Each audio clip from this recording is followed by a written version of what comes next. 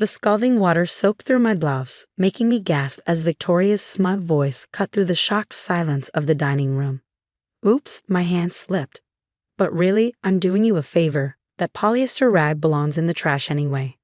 My name is Olivia Chin, and at 31, I just had my mother-in-law intentionally dump hot water on me during what was supposed to be a civil family dinner.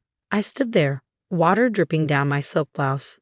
Not polyester, not that it mattered. Watching my husband, Marcus, shift uncomfortably in his seat without saying a word. Really, Marcus, Victoria continued, dabbing her mouth with a monogrammed napkin. When are you going to insist she dresses appropriately for these dinners? The neighbors were over last week, and I had to lie and say she was the help. I took a deep breath, remembering my therapist's advice about staying calm in the face of Victoria's constant attempts to humiliate me. For 3 years, I'd endured her subtle, and not so subtle, jabs about my humble background, my choice of clothes, my career. She never missed an opportunity to remind everyone that I wasn't from the right social circle, unlike her precious son's ex-girlfriend, Deanne. Mother, please, Marcus finally muttered, but his weak protest only fueled Victoria's contempt. Please what? Someone needs to tell her the truth. Look at her, shopping at department stores, working those ridiculous hours at her consulting job. What kind of wife are you trying to be? I almost laughed at the irony. My ridiculous consulting job had turned into a highly successful tech security firm. But I kept that information private, building my company quietly while Victoria assumed I was some low-level office worker. Only Marcus knew the truth, and even he didn't know the full extent of my success. You know what? I said, standing up slowly. You're right, Victoria. I don't belong here. She looked triumphant, probably assuming she'd finally broken me. Well, at least you're showing some self-awareness. Really, Marcus could do so much better. I don't belong here, I continued, cutting her off, because I've spent 3 years trying to earn the approval of someone who decided I wasn't good enough the moment she met me. Victoria's face reddened. How dare you interrupt me in my own home? After everything we've done for you, everything you've done for me? I couldn't hold back my bitter laugh. You mean like the time you told the country club I was a scholarship charity case? Or when you accidentally excluded me from the family Christmas photos? Or maybe you mean today, when you deliberately poured hot water on me? Marcus stood up, finally finding his voice. Olivia, Mother didn't mean. Don't. I held up my hand, stopping him. Don't make excuses for her. Not again. I turned to Victoria, who was now gripping her wine glass so tightly I thought it might shatter. You know what the saddest part is? You've been so busy trying to prove I'm not good enough that you never bothered to actually know me. I know exactly who you are, she spat. A social climber who trapped my son. No, I said quietly. You really don't. But you will. I grabbed my purse and headed for the door, pausing only when Victoria called out, if you walk out that door, don't bother coming back. I turned, meeting her eyes one last time. Thank you, Victoria. You've finally given me the push I needed. As I drove home, my wet blouse clinging uncomfortably to my skin, I made 2 calls. The first was to my lawyer, Emma. It's time, I said when she answered. Draft the papers. The second call was to my assistant. Jackson, remember that interview I've been avoiding with Forbes? Tell them I'm ready. And make sure Victoria Harrison gets a copy when it comes out. 3 years of playing small, of trying to keep the peace, of hoping Victoria would eventually see me as worthy of her son. It all ended with a pot of hot water and a ruined silk blouse. But as I pulled into my driveway, I felt lighter than I had in years. Victoria thought she'd finally put me in my place. She had no idea she'd just unleashed the woman I'd been holding back all this time. As I changed out of my wet clothes, my phone buzzed with multiple texts from Marcus, ranging from apologetic to angry. Mom's upset. Why did you have to make a scene? Please come back, we can talk about this. You're being dramatic? You know how she gets. I left them all unread. Tomorrow would be soon enough to deal with Marcus and his inability to stand up to his mother. Tonight, I had work to do. I opened my laptop and started typing an email to my board of directors. It was time to stop hiding my success. Time to show Victoria exactly who she'd been treating like a servant. The thought brought a smile to my face as I remembered the contract sitting in my pending folder, the one for acquiring the tech division of Harrison Industries, Victoria's family company. She thought she won tonight. In a few days, she'd realized this was just the beginning. The Ford's article dropped exactly 1 week after the hot water incident. I was in my office, reviewing acquisition paperwork when Jackson rushed in with a tablet. "It's live," he announced, grinning. "And your mother-in-law's assistant just confirmed she received her advance copy." I allowed myself a small smile as I glanced at the headline. Tech's Rising Queen. How Olivia Chin Built a $500 million Empire in Silence.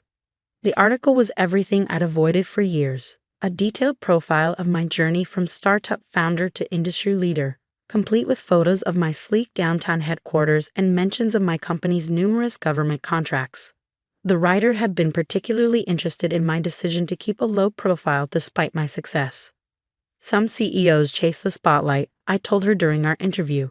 "I prefer to let my work speak for itself." My phone buzzed. Marcus, calling for the 100th time since I'd left that dinner. This time I answered. "Have you seen it?" he demanded without preamble. "The Forbes article?" "Yes, I helped write it."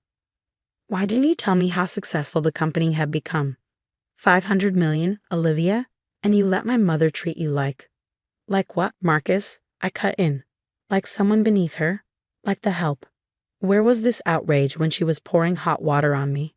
He fell silent, and I could picture him running his hands through his hair the way he did when stressed. Mom's furious. She's been calling everyone, trying to figure out how she missed this.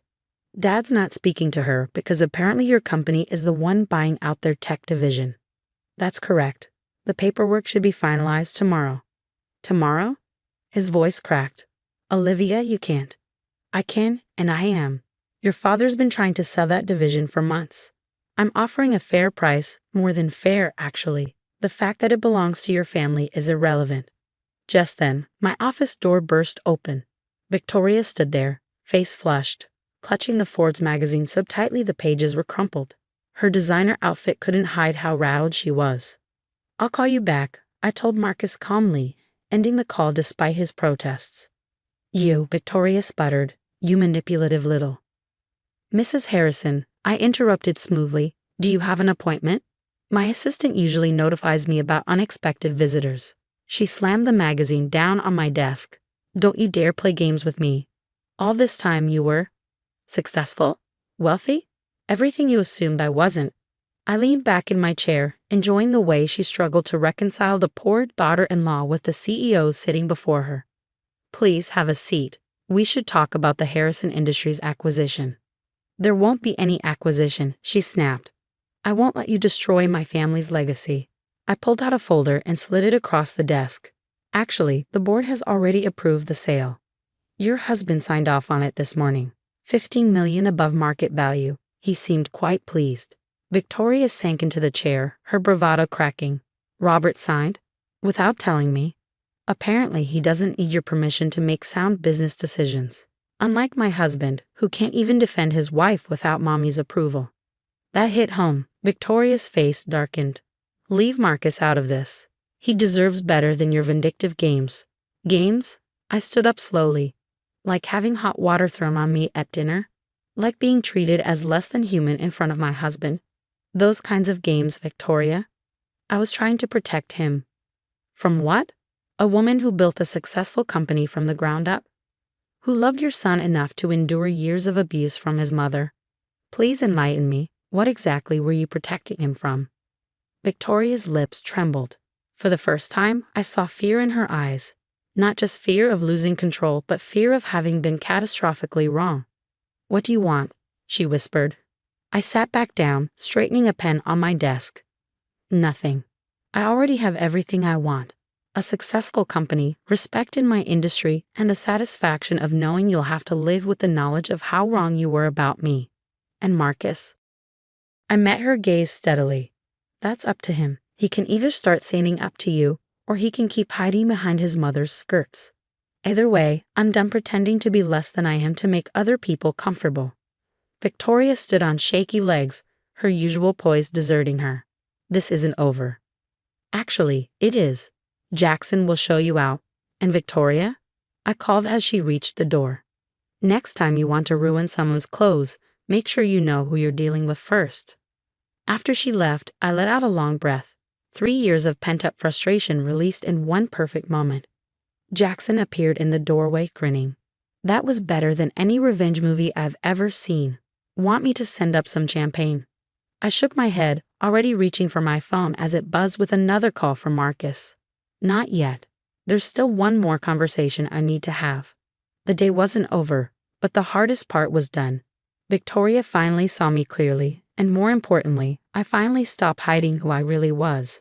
Whatever came next, with Marcus, with the company, with my in-laws, I would face it as myself, not the meek daughter-in-law I pretended to be. Marcus showed up at my office that evening, looking like he'd aged 10 years in a single day. He stood in the doorway, loosening his tie with shaking hands. "My father just sold our company's tech division to you," he said, his voice hollow. "My mother is having a meltdown at home, and my wife is apparently one of the most successful CEOs in the city. Did I miss anything?" I gestured to the chair across from my desk.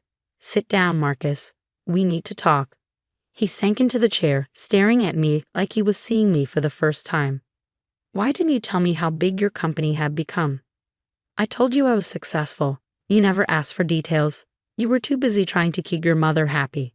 "That's not fair," he protested weakly. "Isn't it? Your mother threw hot water on me, Marcus. She physically assaulted me, and you sat there saying nothing. Just like you've said nothing for 3 years. He flinched. "I thought if we just gave her time." "Time to what? Realize I'm a human being worthy of basic respect?" "How much more time did you need?" Marcus leaned forward, running his hands through his hair. "I know I should have stood up to her. I know I failed you, but buying out my family's company, that's taking it too far." I pulled up a document on my computer and turned the screen toward him. "Look at these numbers. Your father's been trying to sell that division for months. It was losing money, and my offer was more than generous. This isn't about revenge, Marcus. It's about good business." "And the Forbes article? The timing is just a coincidence." "No," I admitted. "That was deliberate.